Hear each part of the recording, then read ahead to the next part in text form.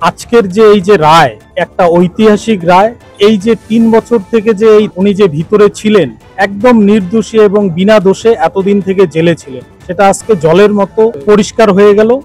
প্রতিবেশী মহিলার মিথ্যে মামলা, ৩ বছর কারাবাসের পর অবশেষে নির্দোষ প্রমাণিত হয়ে বেকসুর খালাস পেলেন ময়নাগুড়ির এক ব্যক্তি। তাদেরই এক প্রতিবেশী মহিলা জলপাইগুড়ির ময়নাগুড়ি থানায় পক্সো আইনে ব্যক্তির বিরুদ্ধে মামলা দায়ের করেছিলেন। সেই অভিযোগের ভিত্তিতে ধ্বজেন্দ্রনাথ রায় নামের ওই ব্যক্তিকে গ্রেপ্তার করা হয় এবং তিনি দীর্ঘ ৩ বছর জলপাইগুড়ির সংশোধনাগারে বন্দী ছিলেন।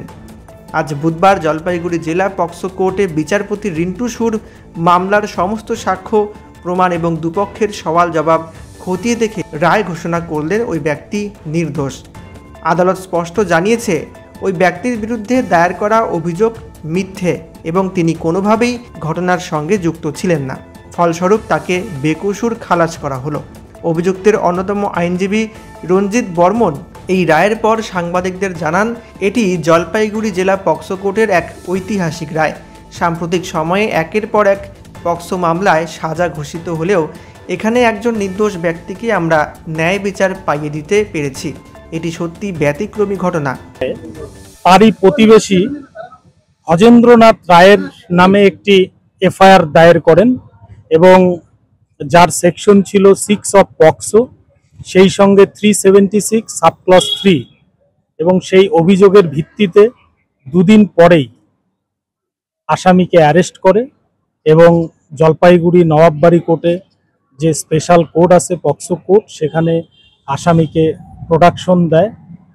তখন থেকে আজকে 27/8/2025 অবধি উনি জলপাইগুড়ি সেন্ট্রাল জেলে উনি বন্দি দশায় কাটিয়েছেন। আজকে মহামান্য আদালত দুই পক্ষের সওয়াল জবাব শোনার পরে সমস্ত সাক্ষ্য প্রমাণাদি এবং তথ্যের ভিত্তিতে আজকে এই ধ্বজেন্দ্রনাথ রায়, যিনি গত প্রায় ৩ বছর থেকে যিনি জেলে ছিলেন, তাকে আজকে মহামান্য বিচারপতি রিন্টু সুর উনি বেকসুর খালাস একুইটেড করে দেন। এবং আজকের যে এই যে রায়, একটা ঐতিহাসিক রায়। আজকে এই রায়ের মাধ্যমে প্রমাণিত যে এই যে ৩ বছর থেকে যে এই ধ্বজেন্দ্রনাথ রায় উনি যে ভিতরে ছিলেন এবং উনি একজন একদম নির্দোষী এবং বিনা দোষে এতদিন থেকে জেলে ছিলেন, সেটা আজকে জলের মতো পরিষ্কার হয়ে গেল কোর্টের রায়ের মাধ্যমে।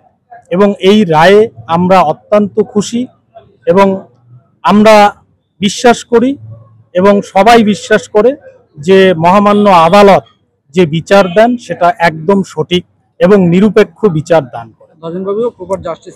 ধ্বজেনবাবু প্রপার জাজমেন্ট পেলেন।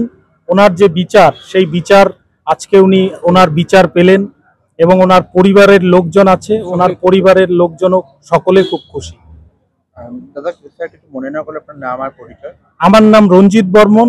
এই কেসটায় যিনি ডিফেন্সের হয়ে লড়েছেন, ওনার নাম হচ্ছে সিনিয়র আইনজীবী উনি দীপক কুমার দত্ত, সেই সঙ্গে অসীম পণ্ডিত, সেই সঙ্গে তন্ময় দাস এবং আমি রঞ্জিত বর্মন।